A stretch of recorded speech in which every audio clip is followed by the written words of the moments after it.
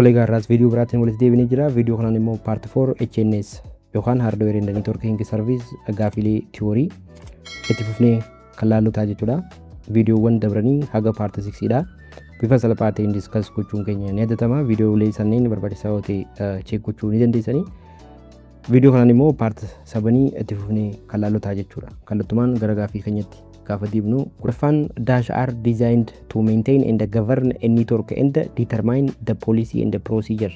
Determine policy fi procedure gochuudhaaf require from monitoring, managing and maintaining computer networkidhaaf kan gargaaru yookaan design kan ta'e N network management protocol, bin internet control message protocol, sin simple network management protocol, din post office protocol version 3 yookaan pop 3 dha jechuudha.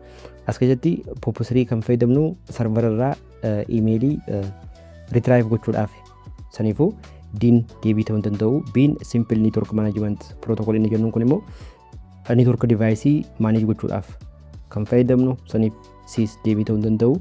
Internet control message protocol inni jennuun kun immoo network diagnosis gochuudhaaf fi error check gochuudhaaf kan gargaaramnu jechuudha. Kanaaf binis deebii ta'uu danda'u N network management protocol saniif deebiin keenya E dha jechuudha. Network management protocoliin networkii maintain fi policy fi procedure isaadha determine gochuudhaaf kan nu gargaaru jechuudha. Saniif deebiin keenya E dha.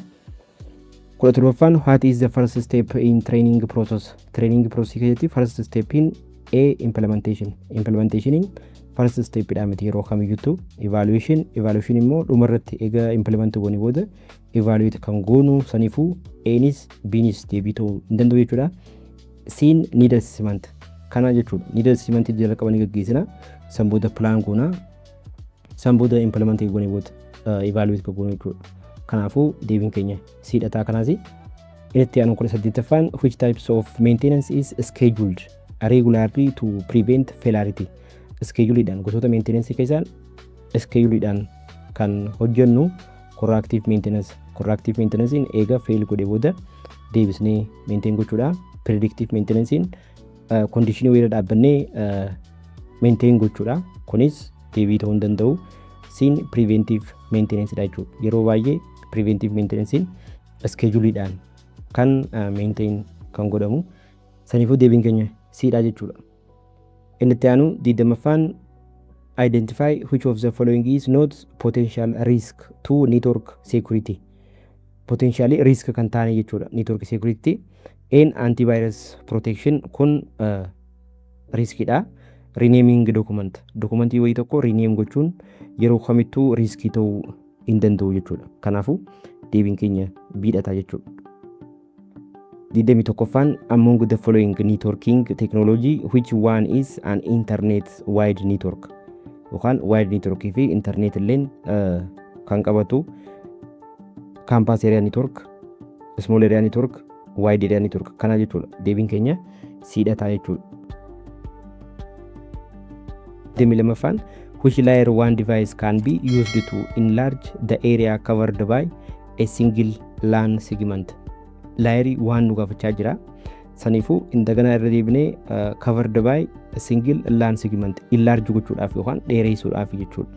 Kanaaf NIC network interface cardin individual PC irratti integrate kan ta'u saniifuu ni deebii ta'uu danda'u. Repeater ishii tana jechuudha. Repeater yookaan regenerator jennaani networkii enlarge gochuudhaaf local area networkii dheereessuudhaaf kan gargaaramnu repeateridha jechuudha. Saniif deebiin keenya biidhataa.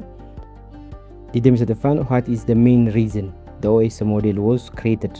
Reasoning OS model is created and so Cisco could use the model deebii miti. Bin so application developers can change only one layer protocol at a time. Kunis deebii ta'uu danda'u. Sin so different network kun communicate gochuu ni danda'an kana jechuudha. Saniif deebiin keenya siidhataa jechuudha. 25ffaan what is the purpose of the ping command? Ping command akkuma beekamu networkii keenya test gochuudhaaf commandii fayyadamnu keessaa inni tokko pingidha jechuudha. Saniif purpose isaadha maalidha? A test to test printer quality. printer quality pingiidhaan miti kan fayyadamnu saniifuu A deebii ta'uu hin danda'u. B to test hard disk faulty hard diskidha pingiidhaan miti pingiin networkidhaaf kan gargaaramnu. C to test bug in an application kunis deebii ta'uu hin danda'u. D to test whether device on the network is reachable kana jechuudha. Networking keenya yookaan devicein keenya qixa sirriitti connect ta'uu isaa yookaan gahuu isaa test kan goonu pingii fayyadamneeti jechuudha networkii keessatti. Saniif deebiin keenya diidhataa jechuudha. 27ffaan which command display the MAC address of computer kanneen keessaa komaandoota jedhan kana keessaa MAC addressii display gochuudhaaf kan nu gargaaru IP config ol gaafa goone guutuu isaanii MAC addresses IP addresses guutuu display gochuudhaaf kan gargaaramu IP config olidha jechuudha. Saniifuu deebiin keenya biidhata.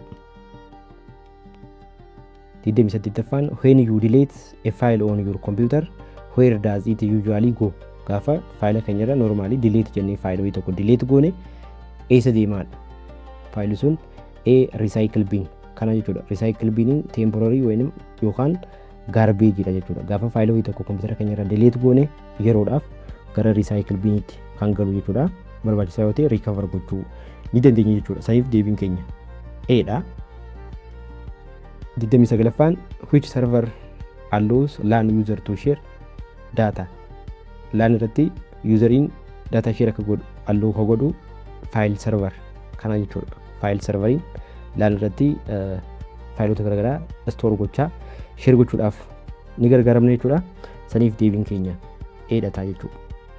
30ffaan HTML is used to upload complicated graphics outer web page yookaan structure of web page create gochuudhaaf kan gargaaramnu HTML dha jechuudha. Kanaaf deebiin keenya B dha jechuudha. Kanaas har'aaf asirratti nu ga'a viidiyoo itti aanu immoo paartii 8 kan itti fufnu ta'a jechuudha. Akkasitti turtii gaarii.